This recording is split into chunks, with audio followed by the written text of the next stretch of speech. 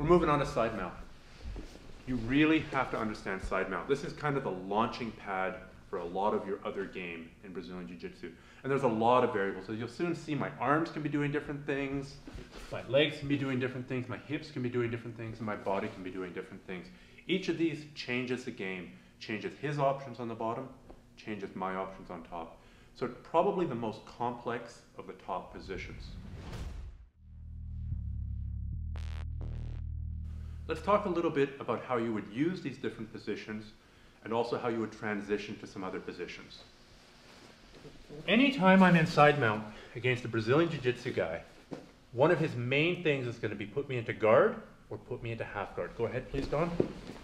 See, he's begun to entangle my leg. I'm no longer in a dominant position. Now he has sweeps and attacks, and it's made my life more difficult. So here's a principle. Straighten your legs please. Anytime I'm in side mount, I need to have something blocking this hip. That can be my hand. If it's not my hand, it can be my knee. And if I can't block it, then I have to run away from it. Let me show you what I mean. We're here. He's, right now my knee is up tight against his hip. We're here and here. I'm squeezing in with my elbow a little bit and I'm bringing my knee up. If he starts moving his hips away, and for some reason I can't follow him, now there's, straighten your leg please. Right now there's about 6 inches or 8 inches of separation. That's more than enough for him to get me back into guard. I take my hand and I jam it down here. Either block the hip here with my hand or with my fist. Put me in guard, he can't. So that's one principle, either use my knee or my hand to block this hip. Let's say I can't or I don't want to. Go again, please. So he creates a bit of room. He starts getting in that half guard as I switch my hips. Essentially, I'm running my top leg away from him. It was here. I switch it here. Now that shuts down that escape. The other option is I circle my body away from him. As he starts going,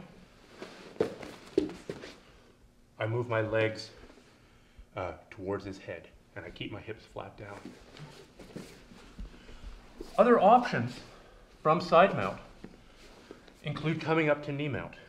You use this a lot if he's super defensive. If he's protecting his neck, he's not giving you his neck, he's not giving you his arm, he's not even trying to escape, so you can't attack in the transition.